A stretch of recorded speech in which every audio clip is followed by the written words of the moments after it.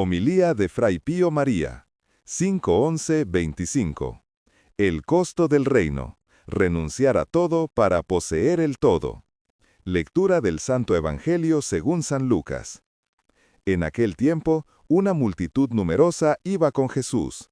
Él se volvió y les dijo: Si alguno viene a mí y no me ama más que a su padre, a su madre, a su esposa, a sus hijos, a sus hermanos, a sus hermanas y hasta a su propia vida, no puede ser mi discípulo. El que no carga su propia cruz y no viene detrás de mí, no puede ser mi discípulo. ¿Quién de ustedes, queriendo construir una torre, no se sienta primero a calcular el gasto y a ver si tiene los medios para terminarla? Para evitar que, si echa los cimientos y no es capaz de finalizar el trabajo, todos los que lo vean comiencen a burlarse de él diciendo: Este hombre comenzó a construir, pero no fue capaz de terminar la obra. ¿O qué rey, que parte a la guerra contra otro rey, no se sienta primero a examinar si puede enfrentar con 10.000 hombres al que viene a su encuentro con 20.000? De lo contrario, mientras el otro aún está lejos, le envía mensajeros para pedir la paz. Así, cualquiera de ustedes que no renuncia a todos sus bienes no puede ser mi discípulo. Palabra del Señor. La palabra del Evangelio borre nuestros pecados. Alabados sean Jesús y María. Carísimos, como ya hacemos cada noche, ¿no? Leemos este maravilloso pasaje del Evangelio bajo la luz espléndida de los escritos de Jesús a Luisa, en el libro de cielo, con mi copia y pega a la que he dado como título: El costo del reino. Renunciar a todo para poseer el todo. Así es, queridos, el costo del reino, renunciar a todo para poseer el todo. Jesús, como han escuchado en el pasaje, le habla a una multitud numerosa. ¿Qué simboliza esta multitud numerosa? Es símbolo de la humanidad que lo sigue exteriormente. Esta multitud, atraída por su palabra, pero que aún no está decidida a vivir en su voluntad. Por eso es un camino, un proceso de crecimiento que San Ireneo, como ustedes saben, lo prolonga en aquel famoso reino de los 1000 años, porque debemos volver a aprender a vivir cómo era la vida del origen, en la divina voluntad. Él se volvió, dice la Escritura, el pasaje del Evangelio, Él se volvió. Entonces, Él se vuelve. Este es un gesto no tanto porque el evangelista lo diga para simplemente señalar este aspecto, sino porque es un signo, un gesto simbólico, profético. Es un gesto profético, como diciendo: ahora sin embargo los miro al corazón, quiero ver su corazón. Los fáciles entusiasmos, se dice entre ustedes, el fuego de paja dura poco. Los fáciles entusiasmos duran poco y se necesita la constancia de las brasas para mantener el fuego. Entonces, ahora los mira al corazón y les habla ya no a las masas, sino a quien quiere entrar en el reino de su amor divino.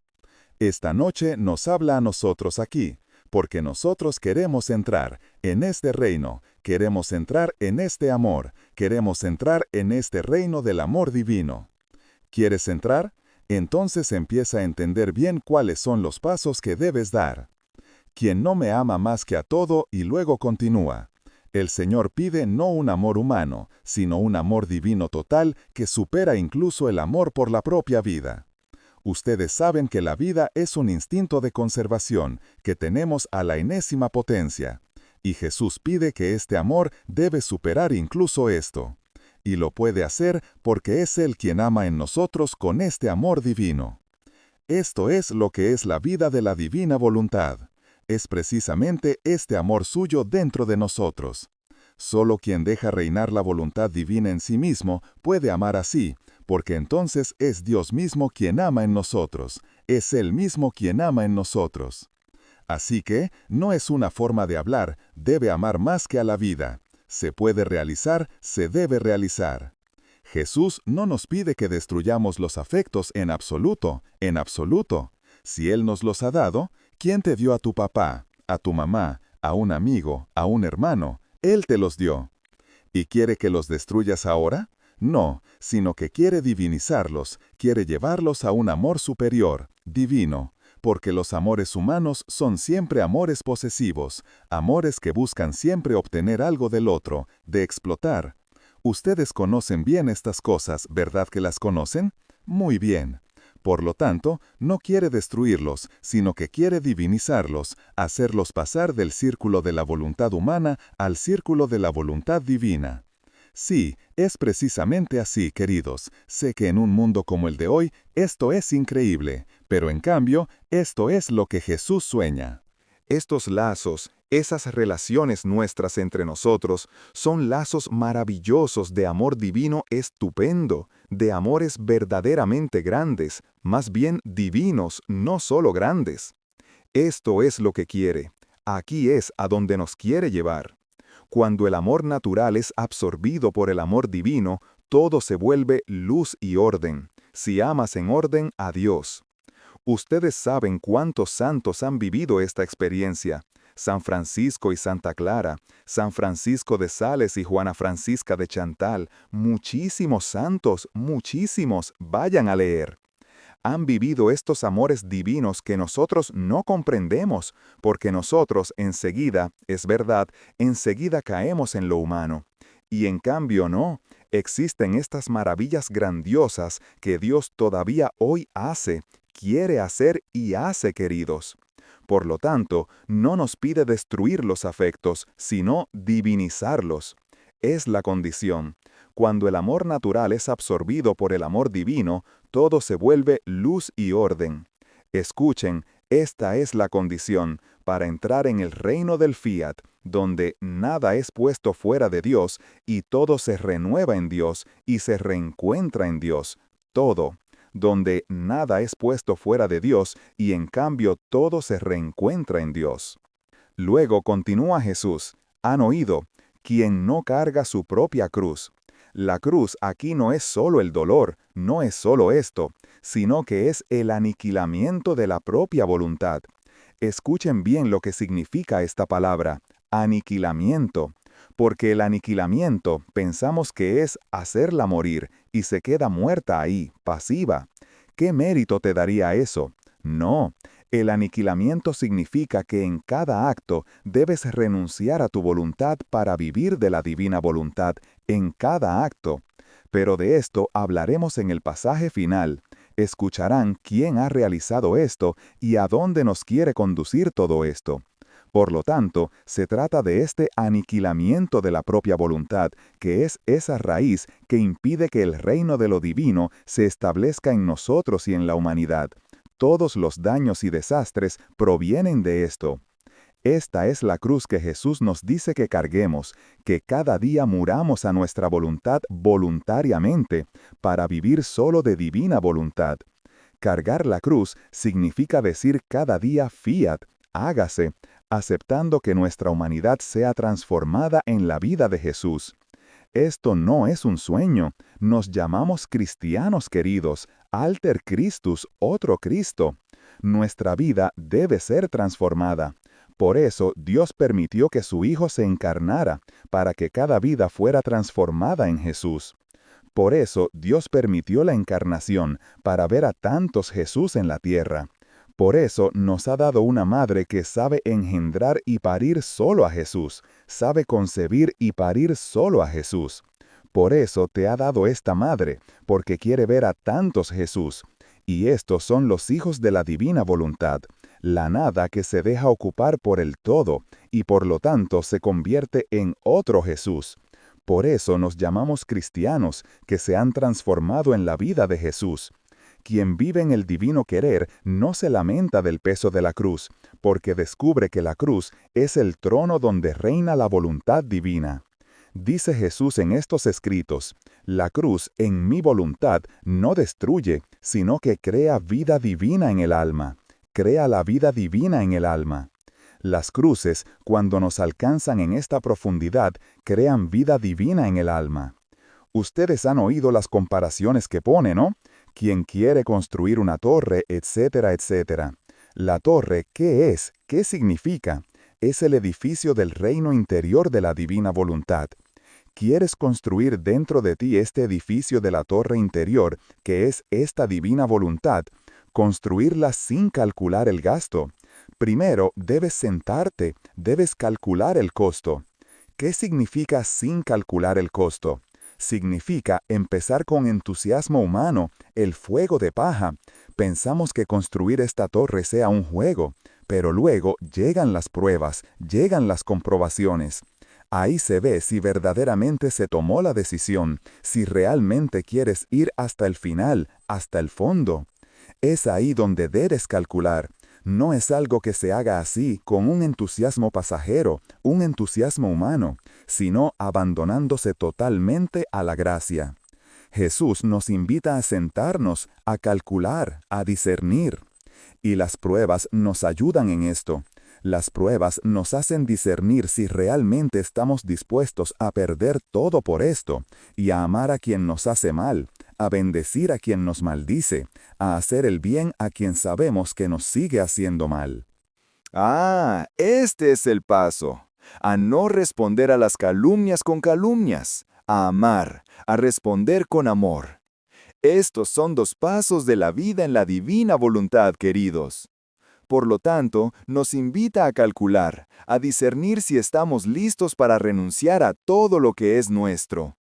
Porque solo quien entrega las llaves de su propia voluntad puede edificar la torre del Fiat. Solo quien entrega estas llaves puede edificar la torre del Fiat. Por lo tanto, las pruebas son una ayuda, solo para decir, Señor, espera, todavía no estoy listo. ¿Ves? La prueba no la he afrontado. Dame un poco más de tiempo. Hazme afrontar esta prueba como lo has establecido tú. Quien no la completa se convierte en símbolo de la torre de tantas almas que comienzan el camino de la santidad, pero se detienen ante la renuncia total de sí. Sí, queridos, así es. Y estos son los pasos, el don total de sí. Y luego pone el otro ejemplo. ¿Qué rey no evalúa primero la guerra antes de ir a ella?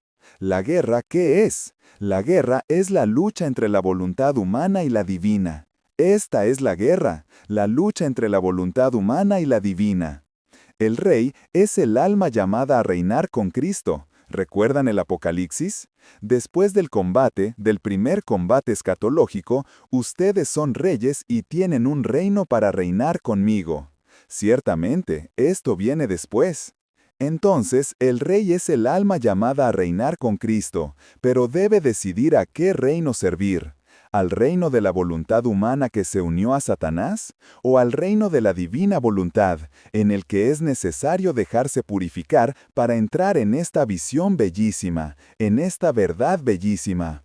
Si se confía, escuchen, en sus 10.000 fuerzas humanas, será siempre vencida por el enemigo, siempre vencida por el enemigo. Si en cambio invoca la ayuda del Rey Divino, obtiene la paz del Fiat. Si se vuelve a su nada, se deja poseer por el todo, obtiene la paz del Fiat. Esta paz no es una tregua, no es una pequeña tregua, sino victoria plena. La voluntad humana finalmente depuesta a los pies del trono de Dios, como hizo la Virgen en el momento de la concepción. Inmediatamente depuso su voluntad a los pies del trono de la Santísima Trinidad, y la ató, y la mantuvo atada. No es que la ató de una vez para siempre, no, la mantuvo atada en cada acto de su vida. En cada acto de su vida renunciaba a su voluntad para vivir de divina voluntad. Hasta llegar bajo la cruz, una renuncia tan fuerte que ustedes saben. Hacen las horas de la pasión, ¿no? Y allí está cómo debemos comportarnos nosotros, cómo se comporta Jesús. ¿Y lo hacemos? ¿Respondemos al mal con el bien? ¿Bendecimos a quien nos maldice? ¿Hacemos el bien a quien nos hace mal? ¿Ayudamos a quien nos persiga? Esto es lo que debemos hacer, queridos. Esta es nuestra actividad. Y decía, cuando la Virgen depuso tan bien esta voluntad suya a los pies de la cruz, ahí cuando Jesús está muriendo en la cruz, ¿qué le dice la madre a Jesús? Hijo mío, te quiero más que a mi vida, pero debes morir, y debes morir en la cruz. Esta es la voluntad de Dios, esta debe ser mi voluntad, tu voluntad, hijo mío, debes morir en la cruz. Se había especializado tanto en esta vida de la divina voluntad que en el designio del Padre se insertó hasta las raíces de las raíces. Mi voluntad, dice Jesús en estos pasajes, mi voluntad es la verdadera paz. Quien la posee, reina y triunfa en todas las batallas, porque no es el hombre, es Dios, es Él quien hace esto. Luego, el último paso. Quien no renuncia a todos sus bienes. Esta es la expresión final, a todos sus bienes. Los bienes no son solo los bienes materiales, no es solo eso, porque a eso tal vez podemos renunciar, sino también ideas, afectos, deseos, proyectos, virtudes propias. Señor, que en cada instante se haga tu voluntad, cueste lo que cueste, en mí y a mi alrededor. Que se haga tu voluntad, incluso si no entiendo, incluso si esto me hace sufrir, incluso si veo cosas que me parece pero yo te repito, Señor, a pesar de todo, que se cumpla tu voluntad, que se haga y se viva solo de tu voluntad. El Señor quiere liberarnos incluso de la apropiación de las cosas santas, también de esas, claro, para hacernos vivir de cosas divinas, hacernos vivir solo de su santo acto continuo de divina voluntad. Esta es la pobreza perfecta del reino, no poseer nada, pero poseer el todo divino. No poseer nada, sino poseer el todo divino. Entonces Jesús encontrará finalmente el lugar donde reinar, un alma despojada, vacía de sí misma, pero toda llena de cielo. Y se ve cuando estas almas están en esta situación, queridos, ¿se ve? Se los he dicho, responden al mal con el bien, a las calumnias con bendiciones. Se ve en estas almas que han vivido esta experiencia interior, han tenido contacto vivo, verdadero con esta divina voluntad. Y quiero que escuchen ahora, antes de concluir, a dónde lleva todo esto, sin embargo, a dónde lleva quien se embarca en este camino. ¿A dónde lleva todo esto, queridos? He elegido un pasaje con el que concluyo. Es el pasaje del 8 de diciembre de 1923, por lo tanto, habla de la Inmaculada Concepción. Dice así Luisa: «Estaba pensando en la Inmaculada Concepción de mi Reina Madre y mi siempre amable Jesús. Después de haber recibido la Santa Comunión, se hacía ver en mi interior como dentro de una habitación toda de luz. Y en esta luz hacía ver todo lo que había hecho en todo el curso de su vida. Se veían alineados en orden todos sus méritos, sus obras, sus penas, sus llagas, su sangre, todo lo que contenía la vida de un hombre Dios, como en acto de proteger, preservar a un alma tan querida para él. Es decir, aplicaba todos los méritos. Saben, la Inmaculada Concepción, que significa que la Virgen fue prerredimida, se le aplicaron todos los méritos para nacer inmaculada. Lo que nosotros tuvimos con el bautismo, ella lo tuvo siendo prerredimida, de forma preventiva.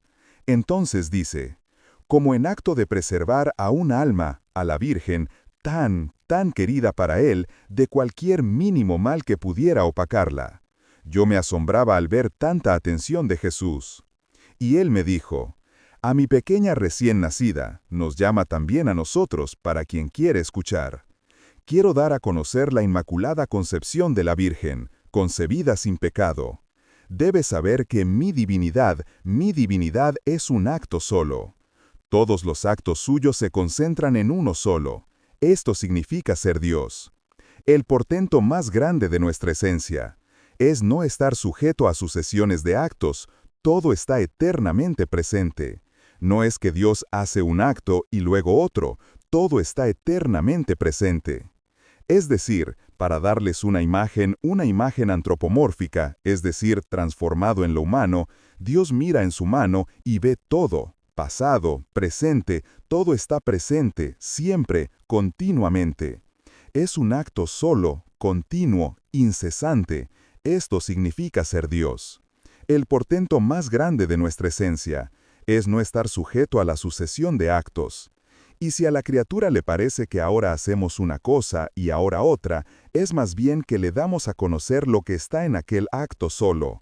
Que la criatura, siendo incapaz de conocerlo todo de golpe, se lo damos a conocer poco a poco. Por eso el profeta Isaías 46:10 dice, Dios conoce el fin ya desde el principio, porque está todo en un acto. Nosotros necesitamos de sucesiones de todo esto. Por eso, quien entra en la vida de la divinidad va a Dios y entra en aquel acto único. ¿Han entendido? Es sencillísimo, así es como es. En esa vida entras en aquel acto único y estás con Él haciendo todo lo que Él hace. Ahora, todo lo que yo, Verbo eterno, debía hacer en mi humanidad asumida, formaba un solo acto con aquel acto único que contiene mi divinidad. Así que antes de que esta noble criatura, es decir, la Virgen, fuese concebida, ya existía todo lo que debía hacer en la tierra el Verbo eterno, ya todo existía, estaba todo presente. Por lo tanto, en el acto en que esta Virgen fue concebida, se alinearon alrededor de su concepción todos mis méritos, mis penas, mi sangre, todo lo que contenía la vida de un hombre Dios, y quedó concebida en los interminables abismos de mis méritos, de mi sangre divina, del mar inmenso de mis penas. En virtud de ellos, quedó inmaculada, bella y pura. El paso le fue cerrado al enemigo por mis incalculables méritos, y no pudo herirle con ningún daño. Oh, pero presten atención a este punto. Esto que han escuchado de la Virgen Inmaculada era lo mismo con lo que fue creada Eva. También Eva fue creada inmaculada, fresca, amasada directamente por las manos de Dios, inmaculadísima como la madre. ¿Dónde está la diferencia? En la respuesta, aquí está la diferencia. Mientras Eva no obedeció a la voz de Dios, María no solo obedeció, sino que se fusionó continuamente, renunció inmediatamente, no hizo, pero ¿se lo imaginan? En toda su existencia, ni un acto mínimo de voluntad humana. Vivió solo y siempre de voluntad divina. He aquí donde está la diferencia sustancial. Pero escuchemos, porque la parte final de este pasaje les dirá a dónde lleva luego esta renuncia, a qué cosas maravillosas lleva. Escuchen. Era justo que quien debía concebir al Hijo de un Dios, debía primero ser ella concebida en las obras de este Dios, para poder tener virtud de concebir al Verbo que debía venir a redimir al género humano. Así que ella primero quedó concebida en mí, y yo quedé concebido en ella. No quedaba más que, a su debido tiempo, darlo a conocer a las criaturas, pero en la divinidad estaba como ya hecho. Por eso, la que más recogió los frutos de la redención, más aún, tuvo el fruto completo, fue esta excelsa criatura. Pero se los he dicho, por este acto fundante, porque ella renunció inmediatamente a su voluntad, y Eva no lo hizo, ni Adán lo hizo. Por lo tanto, la Inmaculada Concepción es un don, como es un don el bautismo para nosotros, pero luego está la respuesta a este don. Entonces continúa diciendo, fue esta excelsa criatura, la Virgen, que siendo concebido en ella, amó, estimó y conservó como cosa suya todo lo que el Hijo de Dios obró en la tierra. Ah, la belleza de esta tierna pequeñita era un prodigio de la gracia, un portento de nuestra divinidad. Creció como hija nuestra, fue nuestro decoro, nuestra alegría, nuestro honor y gloria. Y aquí la parte final, a donde lleva toda esta vida, esta respuesta a la voluntad de Dios, como escuchamos antes. Quien quiere venir detrás de mí, renuncia a su voluntad para vivir de la felicidad de mi divina voluntad. Entonces, dice Luisa, mientras mi dulce Jesús decía esto, yo pensaba en mi mente, es verdad que la Reina Madre fue concebida en los interminables méritos de mi Jesús, pero la sangre, el cuerpo, fueron concebidos en el seno de Santa Ana, la cual no estaba exenta de la mancha de origen. Entonces, ¿cómo puede ser que nada heredó de tantos males que todos hemos heredado del pecado de nuestro primer padre Adán? Y Jesús les responde, hija mía, tú aún no has entendido que todo el mal está en la voluntad del hombre. ¿Ves? Hemos hecho esa premisa de la renuncia a la propia voluntad y vivir de voluntad divina. Ha quitado las raíces al mal radicalmente. La voluntad trastornó al hombre, es decir, a su naturaleza, no la naturaleza trastornó a la voluntad del hombre. Así que la naturaleza se quedó en su lugar, tal como fue creada por mí. Nada cambió. Fue su voluntad la que se cambió, se puso nada menos que contra una voluntad divina. Y esta voluntad rebelde arrastró su naturaleza, la debilitó, la contaminó y la hizo esclava de vilísimas pasiones. Lo que vivimos es fruto de esto, queridos. Todos los males que vivimos, morales, espirituales, físicos, todo depende de esto. Sucedió como a un recipiente, escuchen, lleno de perfumes o de cosas preciosas. Si se vaciara de esto y se llenara de podredumbre o de cosas viles, ¿acaso cambia el recipiente? No, es siempre el mismo, pero ya no contiene las bellezas de antes, contiene la podredumbre de después. Cambia lo que se pone dentro, pero él es siempre lo que es. A lo más se vuelve más o menos apreciable según lo que contiene. Tal fue del hombre. Ahora, para mi madre, el ser concebida en una criatura de la raza humana no le causó ningún daño, porque su alma estaba inmune de toda culpa. Entre su voluntad y la de Dios no había división, porque inmediatamente ella renunció a su voluntad y hasta el fondo, y mantuvo este propósito por toda la vida, siempre lo mismo, siempre más. Tanto es así que fue la Asunta. Las corrientes divinas no encontraban obstáculos ni oposiciones para derramarse sobre ella. En cada instante estaba bajo la lluvia torrencial de nuevas gracias. Entonces, con esta voluntad y esta alma toda santa, toda pura, toda bella, el recipiente de su cuerpo que tomó de su madre, de Santa Ana, quedó perfumado, rehabilitado, ordenado, divinizado, de modo que quedó exenta también de todos los males naturales de los que es presa la naturaleza humana. La Virgen nunca tuvo dolor de cabeza, nunca tuvo nada. No había ningún mal natural que pudiera tocarla, porque era como Adán antes del pecado. No podía haber ningún mal, no podía haber ningún mal. Si nos volvemos a poner en ese orden, todo regresará en un momento. Este es el reino. Escuchen, sin embargo, a dónde lleva todo esto que luego concluyo. Fue precisamente ella, la Virgen, quien recibió el germen del fiat voluntas tua como en el cielo así en la tierra. Ella recibió este germen. He aquí por qué se llama el reino de la emperatriz celestial. Este germen del fiat la ennobleció y la restituyó a su principio, tal como el hombre fue creado por nosotros antes de que pecara. ¿Han escuchado esto? A esto se vuelve, escuchen, más aún, lo sobrepasó. Sí, claro que lo sobrepasó.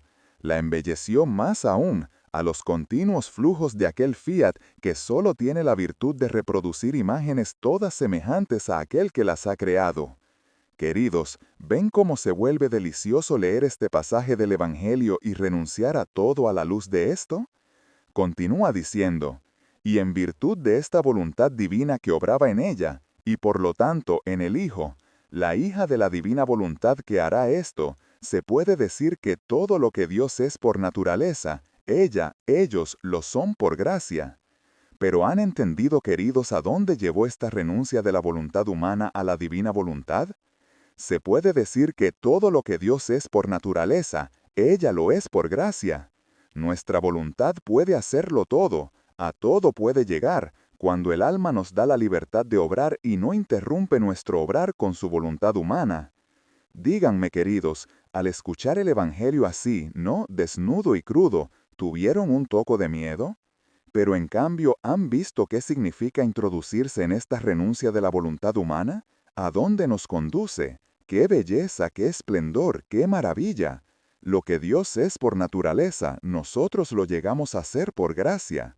¿Y han escuchado bien qué palabras ha dicho? Nuestra voluntad todo lo puede hacer, a donde quiera puede llegar, cuando el alma nos da la libertad de obrar y no interrumpe nuestro obrar con su voluntad humana. Queridos, este Evangelio, luego a la luz de este maravilloso pasaje del libro de cielo, que nos lo ha llenado de luz, es la llamada al pequeño ejército de los hijos del fiat que deben dejar todo para construir el reino divino en sí mismos y en los demás. Esta es la llamada, en sí mismos primero, si no, las palabras se las lleva el viento. Nadie puede dar lo que no tiene en sí. Jesús hoy no habla a muchos, sino a pocos que responderán con todo el corazón: Señor, no quiero vivir más de lo mío, sino de tu voluntad. Idem vele idem nole, querer lo mismo y no querer lo mismo que tú. De estos corazones nacen, escuchen queridos, los cimientos del nuevo mundo redimido. ¡Qué bello es si nuestros corazones son estos! De estos corazones nace el fundamento del nuevo mundo redimido, donde todo será armonía entre el cielo y la tierra. Quien ahora renuncia a todo por amor de Jesús, prepara la venida gloriosa del Rey que triunfará con su reino establecido en los corazones. Y estoy seguro, queridos, de que ustedes están aquí. Yo, con ustedes, estoy aquí, porque solo esto queremos, solo esto anhelamos, solo esto deseamos. Y estoy seguro de que Dios ya nos lo ha dado a través de nuestra Madre. Ya nos ha dado todo esto. Solo necesitamos que ahora nosotros sigamos cada vez más en este camino maravilloso. Fiat.